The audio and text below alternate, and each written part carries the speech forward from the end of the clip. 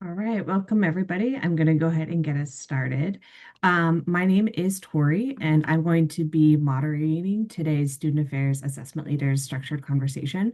This session is being recorded and closed captioning is available. If you have having any issues with that, please just message me and I can send you some instructions. So on behalf of SAAL's Professional Learning and Development Committee, thank you so much for joining us today.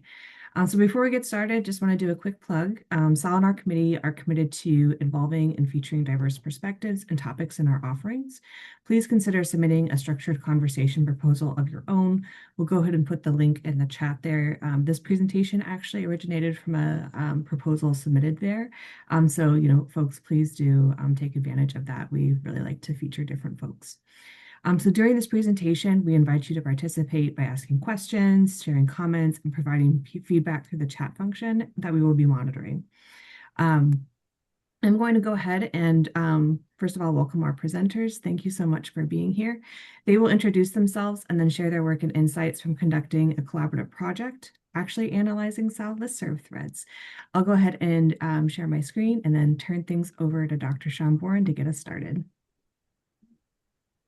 Thanks, Tori. Hello, everybody. I think this is a little meta for us that we did this group project, and so this is a way for us to get together and reflect on what we did. But I see there's a few folks on the call, so up to you if you're able to chime in and unmute at different times. We welcome that conversation. Tori, you can actually skip ahead 2 slides. I think I realized we went a little out of order, so we'll do our intro slide there before we get to that question. So Tori mentioned I'm Shaun, a couple different hats. So I was wearing at the time the hat as co-chair of the NASPA Assessment, Evaluation, and Research Knowledge Community, and I also have a day job as Director of Student Life Assessment and Research at the University of Florida. I will pass it to my colleague, Renee. Hi, good afternoon. My name is Renée Delgado-Riley, and I serve as the Assistant Vice President for Planning, Assessment, Innovation, and Strategy. Long title, shortened for PAIS, which is Spanish for country, so that's how I remember it. But I'm here at the University of South Carolina. I'm in my 17th week. I'm almost 2 decades into higher ed and been doing student affairs assessment the whole time. I also had the privilege in the intersection of this project of being the SAAL president from 2023 to 2025. And this kind of idea grew out of a lot of curiosities we had. So we're excited to share the project with you from like just the question and curiosity to like where it's evolved and where it came from. So I'll pass it over to my colleague, Sarah. Thanks, y'all. Hey, everybody. Sarah LaFrance. I use she, her pronouns, and I currently work at James Madison University in Harrisonburg, Virginia, as an assessment specialist for our Division of Student Affairs. And I am the current chair-elect for our Commission for Assessment and Evaluation through the ACPA organization. And yeah, just really excited to have been a part of this opportunity. It's just a great way to connect and build your network. And I think all of these organizations have just been a wonderful contribution to my knowledge and growth as a professional. And so just really excited to be here with you all. Excellent. So, Tori, if you can go back 1 slide, our prompt question for y'all is, in a few words, how do you engage with professional listserv? So you can drop something in the chat or unmute.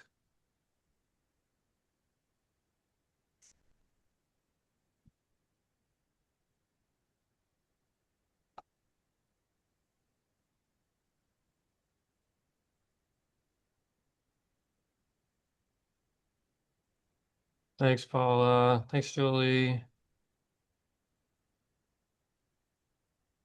That's how I learned about this meeting. Love it. Excellent.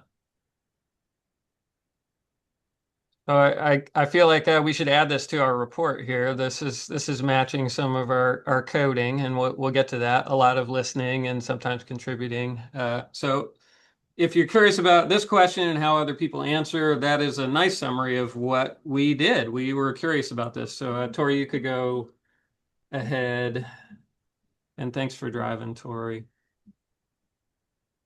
So this is what we're hoping to cover today. We would like to talk about the methods we use to analyze the listserv threads. We'll get into those details, talk about some of the findings that we think you'll find interesting. And then I think what Tori and I discussed in the proposal phase of this as a SAAL conversation was how interesting it might be to talk about the challenges in best practices we might have found for doing a group project. I was talking with my family of my daughter in high school and how much she loves not doing group projects. And hey, these are a real thing that you might have to do later in life. We just call them committees. And so we found a way to do this. So talking about some of the ways that we were able to find success with doing that. So that's what we'll cover. Next slide. All right, so this in a little more detail is the premise. If you have not seen it, there's a little screen grab on the right side of the SAAL listserv and the traffic that you see there. So we were wondering is what are the trends in the field when we get together as different associations, trying to understand from our membership what's going on in the field. And one of our discussion points was, well, we could maybe see what's happening in the listserv. Being good researchers, we looked at somebody must have done this before, and it turned out, yes, some of our colleagues had done this not that long ago and looked at the posts from 2009 to 2019. So we looked at what they did and we're interested in updating that. Just the field is changing faster and faster, like so many things. And so we wanted to see more recent posts, particularly a pre-pandemic, listserv conversation versus what might have changed since then. Also, that research had only looked at when posts had more than 5 responses. And we saw, I think to the point of a lot of you in the chat, that a lot of folks have offline conversations. So there might be an important topic that's only mentioned once on the listserv, and we wanted to be able to capture that. They also, because of that single post, did not look at jobs. Jobs tend to be posted and not replied. And so we wanted to be able to see trends in job postings around assessment as well. And then the third one, like I said, a little meta, was an opportunity to collaborate across student affairs assessment associations in our different and overlapping lenses of what might be going on as trends in the field. So that was our premise. Yeah, you can go ahead, Tori. Thank you. So yeah, group project. So what we did here was form this team. So there's this thing I've been alluding to called COSA. So Renee, this was another familiar term for you, I think. Yeah, so it stands for the Consortium of Organizations for Student Affairs Assessment.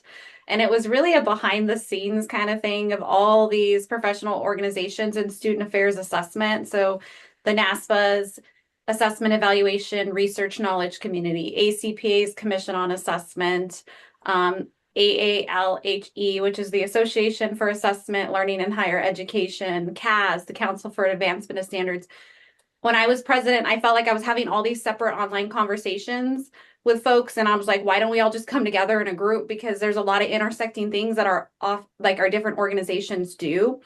And also I wanted to reduce the duplication because these are all volunteer-based organizations, and it can be a huge burden on top of our already full lives and full jobs to then take on this volunteer opportunity. So ACPA doesn't need to do this extra thing that SAAL's already doing and vice versa. And so it was a way for us to come together to just kind of talk through things and not duplicate. And because we were curious, this is kind of where this was like born from. And it was the perfect opportunity to start, as Shaun said, a group project. Thanks, Renee.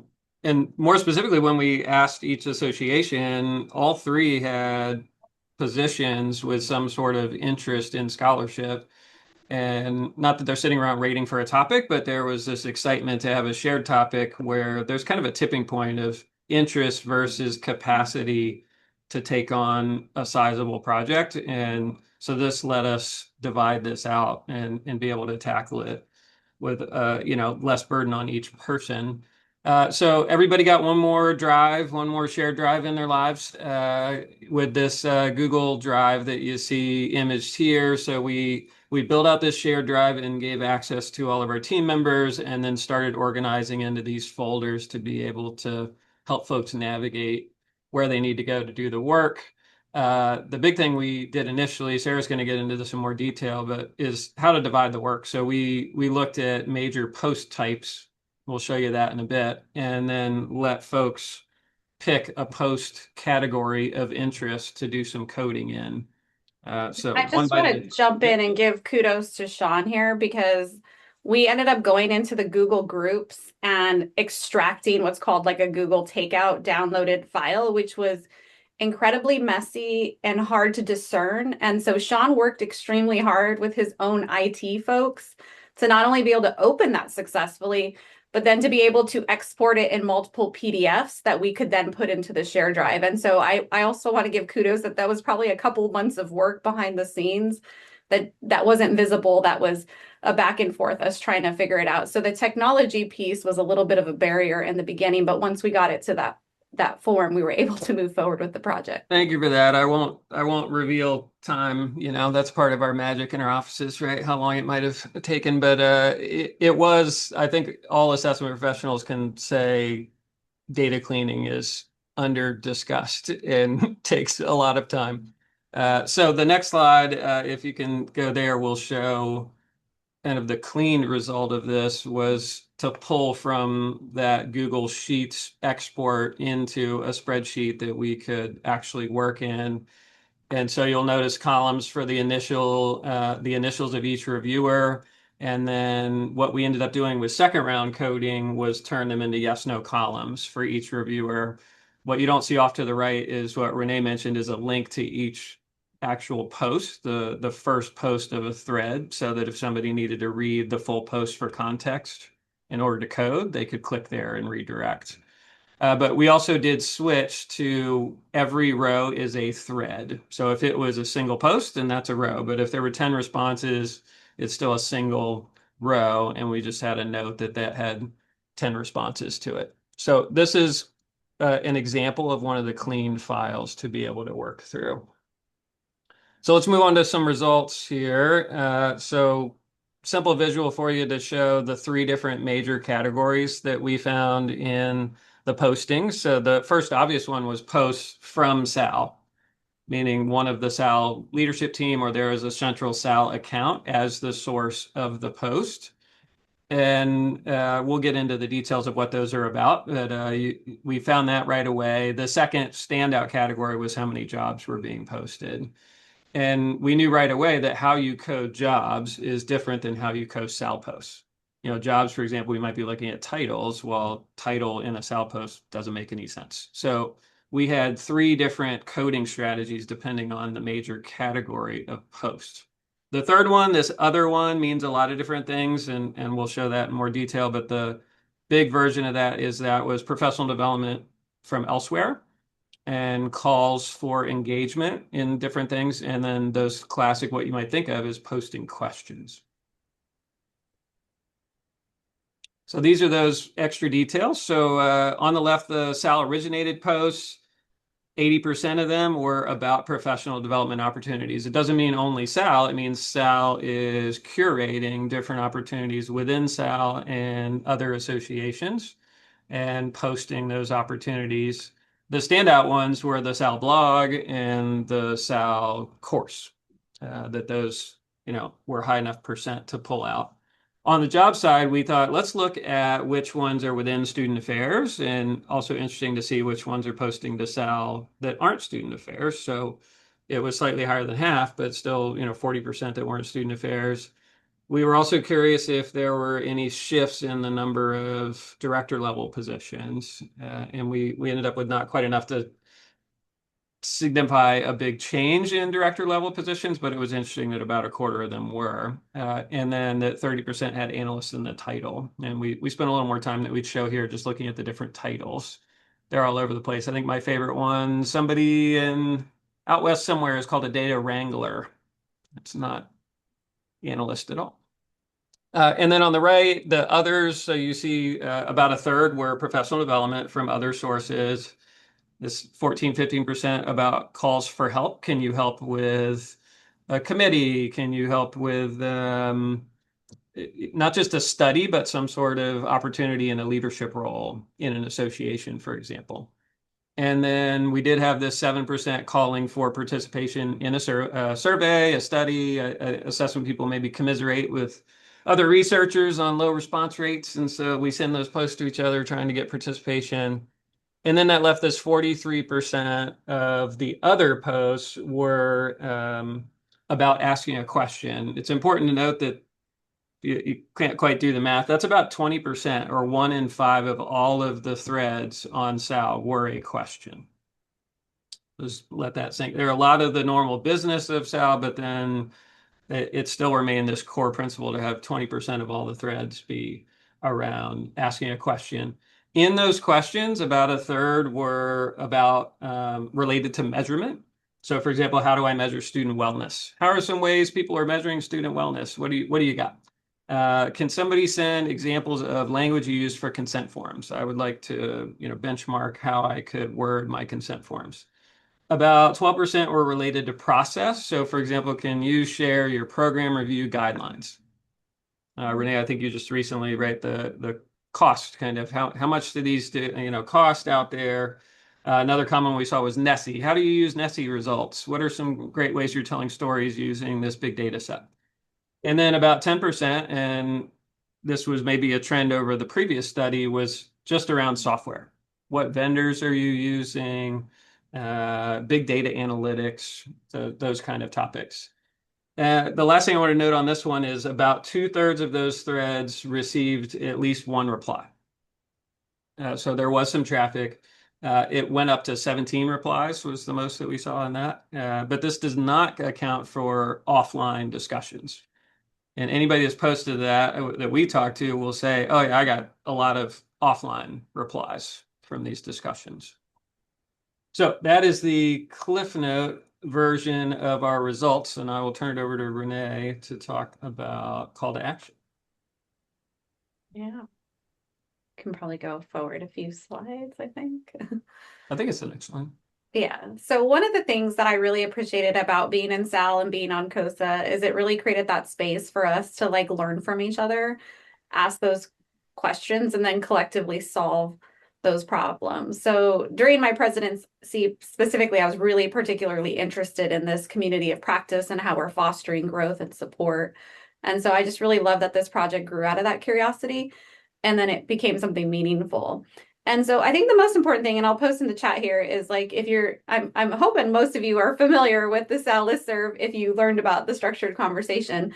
But I think it's really important to think about the listserv. I know for me, I'm really biased, and I always said for years that the SAAL listserv is the least annoying listserv that I'm on because it's actually a place where like, if I really have a deep question, I know there's going to be someone in the community that's going to be there that has my back. And so one of the clearest findings, I think, from this entire coding episode and study was that the listserv is really valuable for asking questions. And so I think one of the clearest findings is that posting to the listserv is incredibly valuable. And more specifically, it's an important space for sharing those ideas, resources, challenges, and even commiserating with folks. And I think if you have a question, even the folks that are lurking and viewing, no matter how small or specific it might be, chances are somebody's probably wondering the same thing, and they're probably just not asking it. And you'd be surprised at how often people are willing to talk to you. They may not post to the big listserv, but they might post back individually to you. And I think that's really important. So I encourage you all to ask more questions, post to the listserv, encourage other folks to join. That's also when I do my assessment coaching throughout the division. There's a lot of folks who want to learn more about assessment. And I tell them the first step is just join one of these listservs.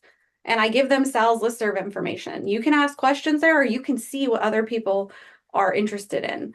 I'd also say another step besides just posting a question is responding to the listserv. I think there's a lot of questions out there. There's a lot of things that it's trial and error half the time, and we've made a lot of mistakes. I know I have in my career in student affairs assessment. So it's really nice to be able to respond back and share my advice and wisdom. And so if there's something, even if you don't think it's like super big and profound, it probably is incredibly helpful for our colleagues. So I really encourage you to respond and utilize it.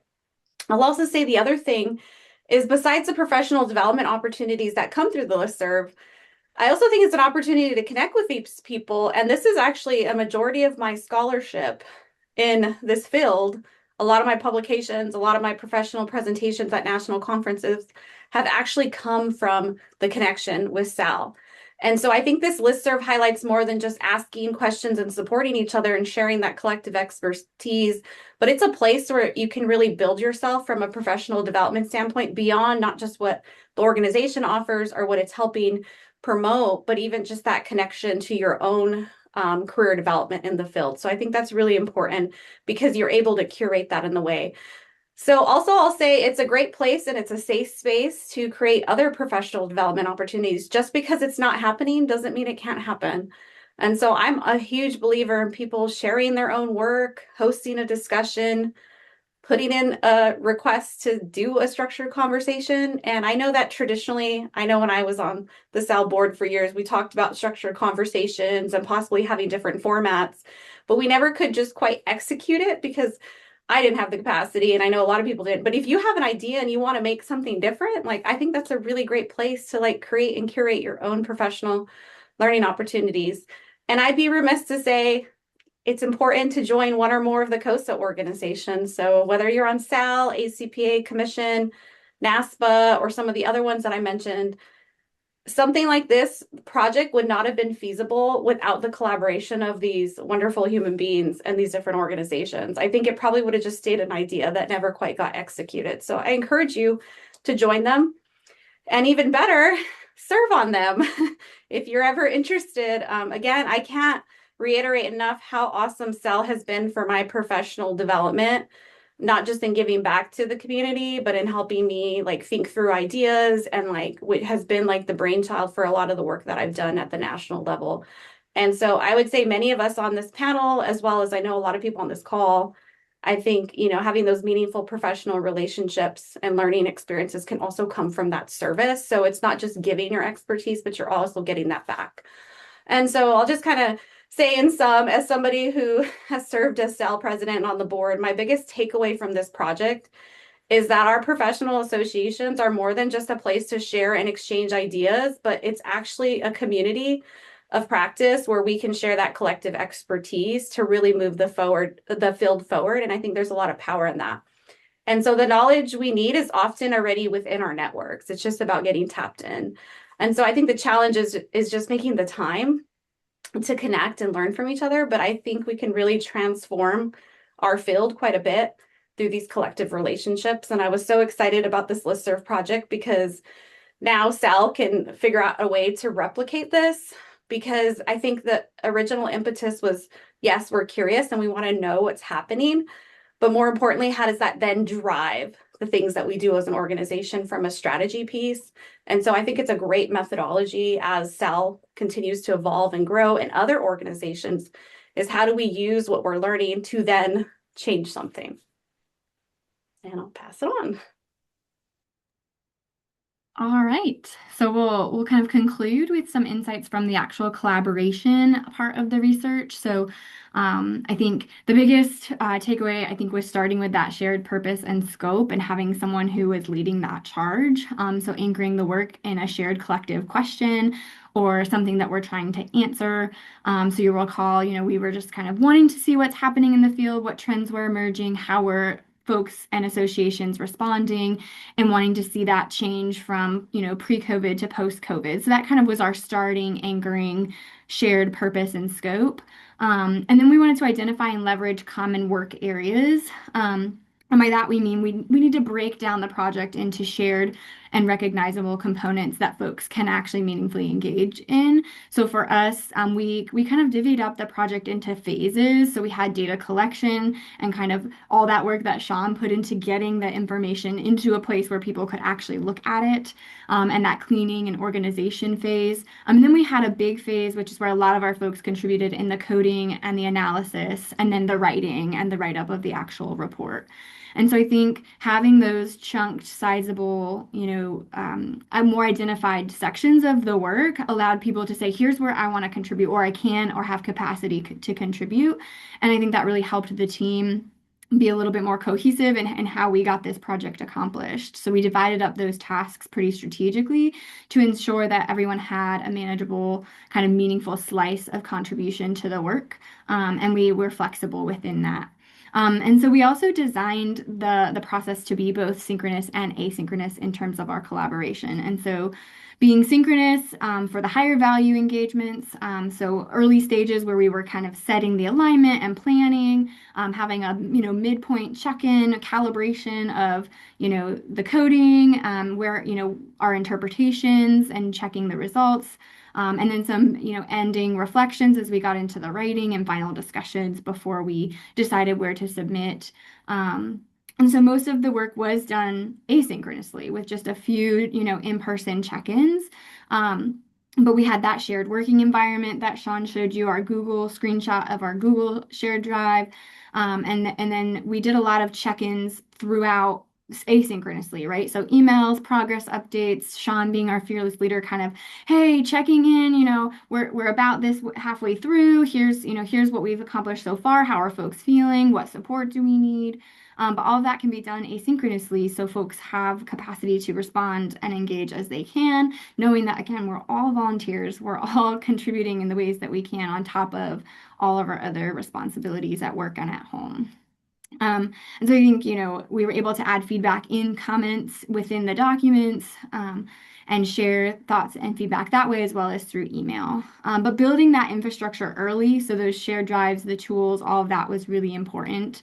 And having somebody that's leading that charge. So again, Shaun was kind of that leader that did a lot of the check-ins, that set up, acted as that almost project manager, right? Someone who was throwing the calendar invites on when we did want to have those synchronous opportunities to touch base, but then just doing those check-ins throughout.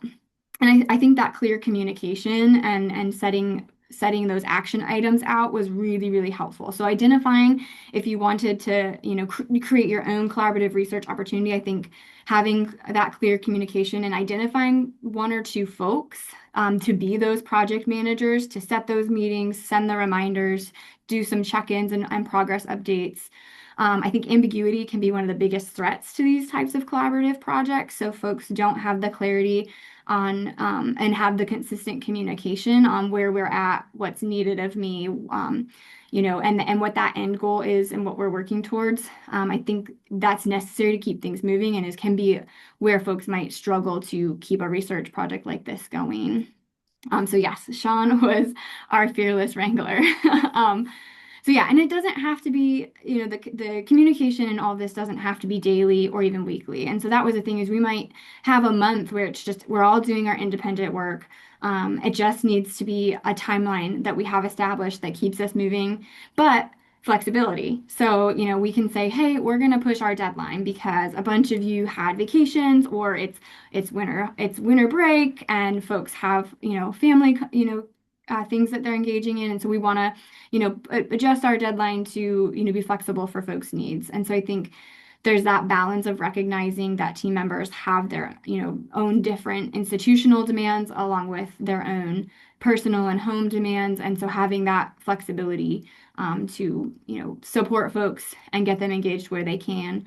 So it can be helpful to build that flexibility into deadlines and roles. So allowing people to shift how they're contributing is needed too. So if someone, sometimes you get those overexcited folks that are like, I can do all of these things, and then pare back. So even having like, redundancy built in. So having like two, we had multiple folks coding sections together. So if one person, had to take some time away, we still had extra coders. So that didn't stop progress. So I think there's that, when you're able to build in that redundancy, that can be really impactful and helpful so that you don't lose that momentum. And so I think the last thing is really fostering that recognition and celebration, and being able to reflect and celebrate on the good work that you did, but also throughout the process. So I think acknowledging contributions early and often. So Shaun always, and his emails that he sent to us when he was doing check-ins, was very affirming of, here's what we've accomplished so far. We're doing great. Here are the things that are still left. And so I think that helped keep the energy and momentum going, is acknowledging the early contributions, thanking folks along the way, celebrating different milestones as we completed different phases. And moved through the process. And then of course, celebrating at the end once it's done and we've created a manuscript, we've gotten, most of our work done. And encouraging feedback and reflection throughout, I think, was really important and valuable. So we always left space for folks to to talk about what was working, adjusting. And that could be within the project, but it could also be about the process, right? And so if we needed to adjust deadlines or due dates, or if we needed to be more flexible, allowing and opening the opportunity for folks to share that throughout so that we didn't end up with tensions or frustrations along the way. And I think we did that pretty well, but that can be a challenge is, that communication piece and ensuring that there is opportunity for those collaborating to feel like they can speak up and say, hey, I need to step back for a couple weeks, communicating that and figuring out what that looks like. And then, yeah, so just a lot of celebration at the end. So I think overall, the project not only contributed to our meaningful findings from the qualitative analysis, but also modeled the very collaboration that we want to see across our listserv and throughout the field. I think we're a small but mighty community in student affairs and higher education assessment. And so I think this work really reaffirmed that our greatest impact can happen when we come together and we bring those varied experiences and perspectives to a collective and shared effort. So with that, I think that's our last slide and we'll open it up for questions. Awesome. Thank y'all so much. This was a fascinating project. I'm delighted to hear about all of your different findings. Give me just one sec here to get there we go, to get my screen going correctly. I wanted to start us off with questions, actually. So one of the things that was mentioned in the chat and the presentation was that you had a mixture of folks who had been in the field for a while, and then folks where this is maybe the first time that they're doing this sort of qualitative coding project. And I know in the past when I've done collaborative research projects, managing that balance has always been a challenge. So what would you say are some of your strategies that you use to kind of create cohesion across the research team and meet the professional development needs of both those experienced folks and then those folks who this is the first time they're doing something like this? Yeah. Everybody can chime in. I would start with, that was one of the benefits of having a big bench, was that we could have folks, one, bite off as little or as much as they wanted. So they could, I'm new to this. I would like to start with, 5 rows and see how daunting that might feel. So that was fun. And some folks would reach out, you could leave comments in the document and others would chime in. We did some cross-coding as well. So you could see what other people coded for the same thing. But a lot of that was priming the pump too, that the initial discussions around the coding was to try and get really simple, which is an important philosophy with coding anyway, but it shouldn't be this subjective exercise where everybody's interpreting how to code differently. This is a job. It either has the word, director in the title or it doesn't. So once we got to that level, there was not a lot of, confusion about how to do the process.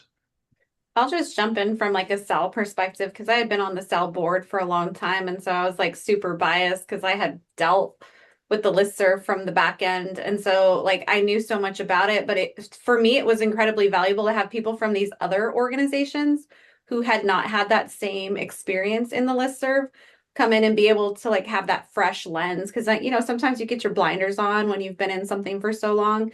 And for me, that was invaluable to have that perspective. So some folks who were oh, I've not really done it, I don't have a lot of experience. For me, their novel experience and lens on the world was incredibly helpful in the way that they looked at the listserv. And I thought that added an extra richness to the data coding. Definitely.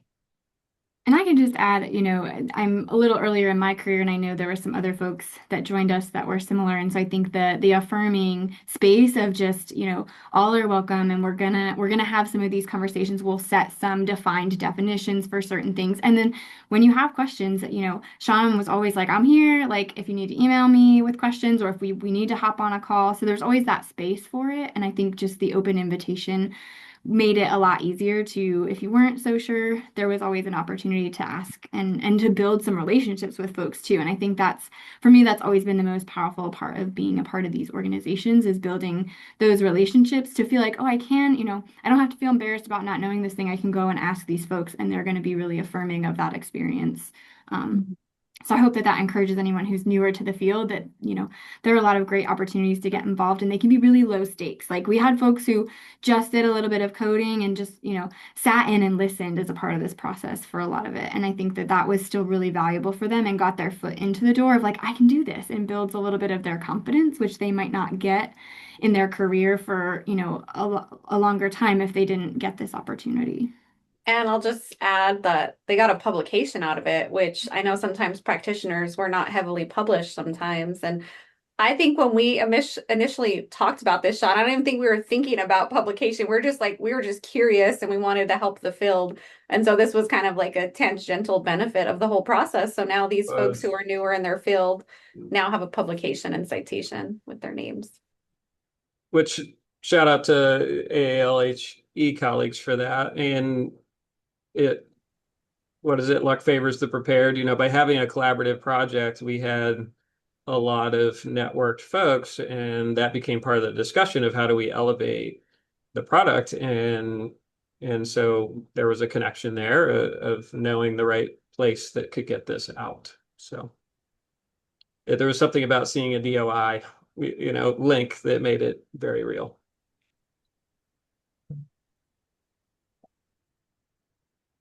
Absolutely.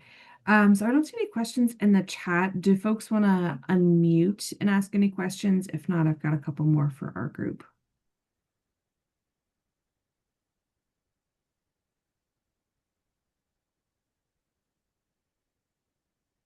I'll ask a question. So this has been really great work. And I also want to compliment SAAL on the summary emails that come out. Those are fabulous and such an incredible resource. So thank you for all the time you've taken to do that.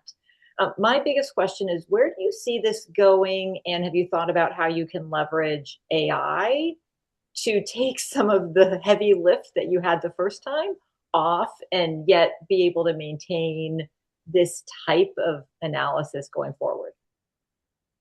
Yeah, thanks, Julie, for the feedback and great question. That was actually one of the nuanced starting discussions, was as we tackled looking at the prior research and what this would look like, could we do this faster in the future, because we wanted to be more nimble.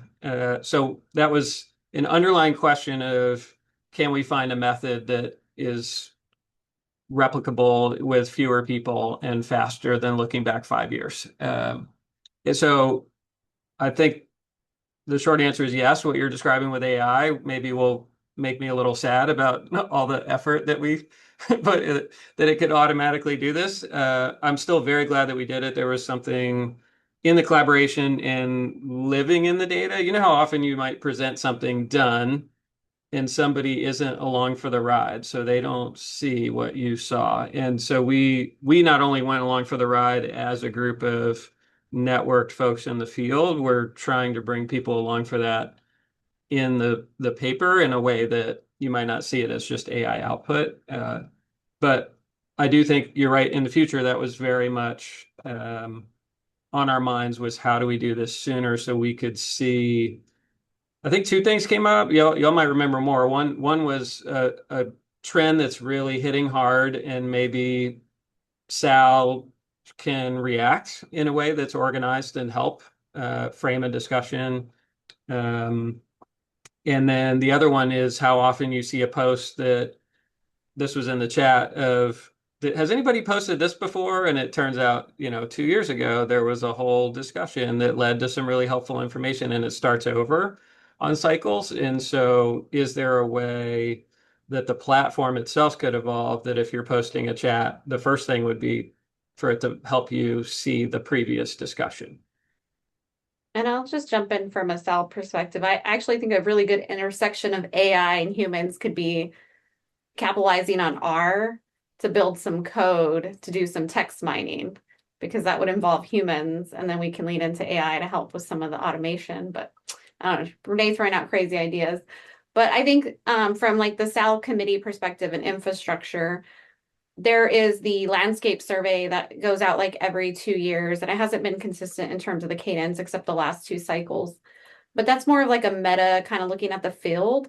And I felt like this could be in a smaller package to almost do more like pulse surveys. So we could get a gauge on like what are the quick things that are happening so we can figure out how we can respond to or work with our COSA folks to figure out how to identify. And so I think there's some smaller pieces of this that could be taken specifically for the research on an advancing knowledge committee of the profession that exists within SAAL already. I think there's a lot of opportunity there to also complement the landscape survey that goes out. Because I know the landscape survey, we're like the worst assessment people. Like we complain about not getting response rates, but like our historical rates of people responding to the landscape survey are horrible, right? So like sometimes I wonder, is this really a representative sample?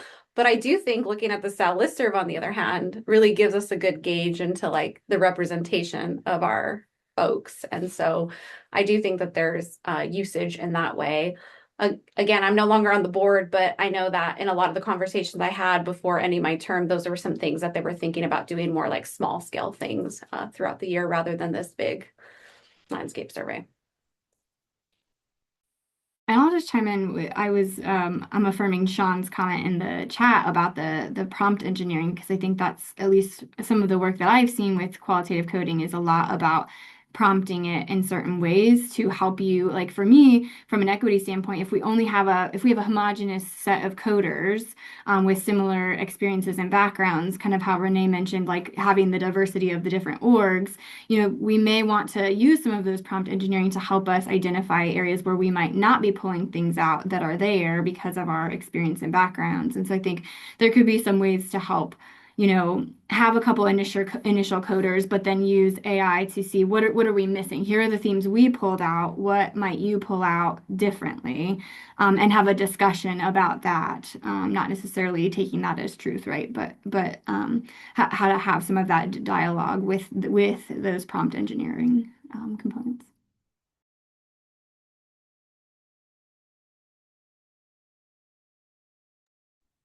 Awesome. Thank you all. We just got a question in the chat from Paula. I love seeing practitioner projects getting published and the volunteers across professional development orgs collaborating. I'm curious about the strategies y'all use to balance your involvement in this type of work with your day-to-day expectations and your primary campus roles. Great question. Thank you, Paula. I'll just say it's hard. I always say my biggest skill set is my time management skill sets, but I'm not always perfect. It's challenging because, right, like Shaun had to step away for a minute, and I'm not trying to expose so much because he had to deal with the board issue. And so all that happens, like we have things thrown at us all the time. And in a perfect world, it'd be great to like chunk out your schedule to spend time on it. But the reality is we get pulled away, especially as practitioners. And actually something Shaun and I are running into our co-edited book is a lot of practitioners are not prioritizing this because they have to prioritize their day-to-day job. So I would say it's hard and challenging. I wouldn't go in it with a Pollyanna perspective that it's easy. I just think working smarter, not harder, not super cliche if you know me, but I do think that there's opportunities to find some chunks of time to do it. But I think it really comes down to something that Sarah mentioned earlier is you have to have a good leader that is constantly like on it, but then also making it like realistic and chunking it out. I think if we would have approached this like probably how maybe like a traditional faculty project would have been, we would have all been overwhelmed and not engaged. But because we were able to chunk it out into these very bite-sized pieces that were manageable from a practitioner lens, I think that helped us. But that all goes back to the leader and the project manager person to be able to help facilitate that. But I will say it can be challenging, but also incredibly rewarding, because I think the field of scholarship needs more of the practitioner voice that often does not get out there.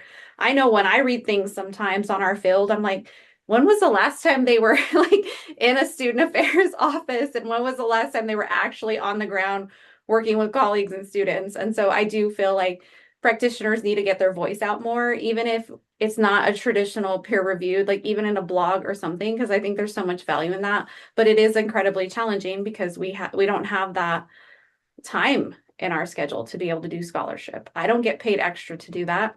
It's above and beyond. I'll let my other colleagues speak.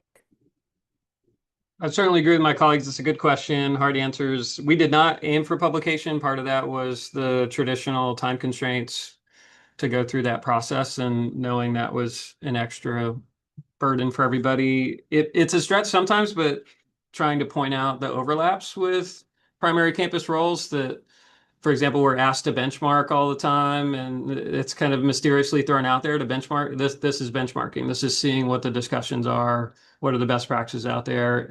We're asked to do focus groups to learn how to do thematic analyses. So this is a training opportunity that helps in your role.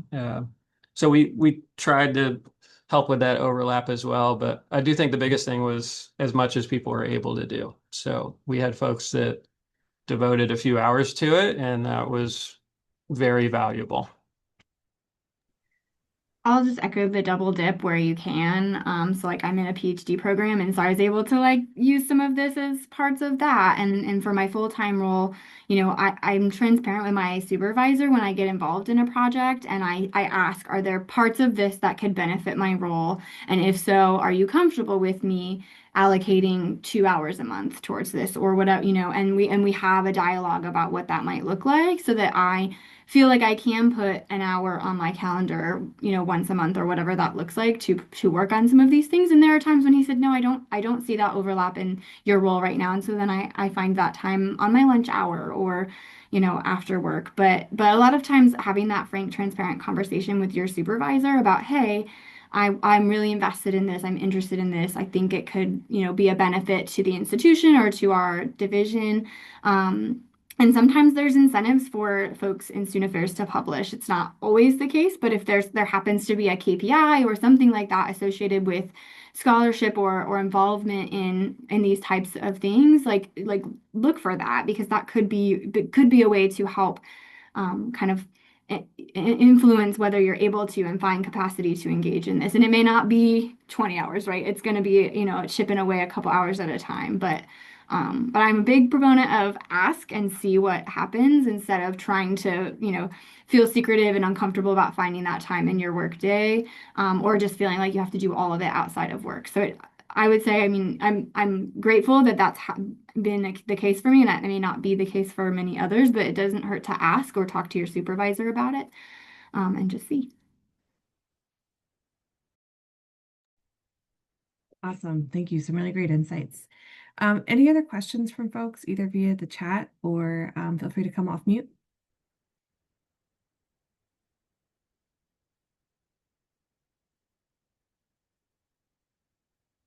All right, well, hearing none, I'm going to go ahead and close this out. So first of all, I want to thank all of our presenters. Please, a huge round of applause for taking the time not only to spend with us today, but also for doing this really amazing project, as I think the last question pointed out, on addition to all of the other duties that you have in your on-campus jobs. So thank you so much for your leadership in the field. So just a couple of closing announcements. A recording of today's session, along with any resources, will be shared via email and available on SAAL's YouTube channel. We hope to see you at our next structured conversation. We don't have the registration page up just yet, but it's going to be a preview of our presentation at the Assessment Institute in October. The Assessment Institute is a longstanding partner of SAAL. And this year we're doing a live structured conversation at the Assessment Institute. So the team who will be presenting that are going to be giving you a little snippet of what that's going to look like. So join us. It's going to be July 16th at 2 p.m. And be on the lookout for that registration form that should be coming through shortly. As I said at the beginning, please take this opportunity to submit a structured conversation proposal. We'll go ahead and drop that link in the chat again. There it is. So please do submit your own proposal. We'd love to hear from folks, whether it's, a project like this you're taking on as part of a professional association or something you're doing on campus. Those are all great things to present. Thanks again for joining us. I'm going to go ahead and close out the recording and close this down. And a big thank you to our presenters, especially Shaun, for navigating this and a board meeting simultaneously. Thanks, Tori.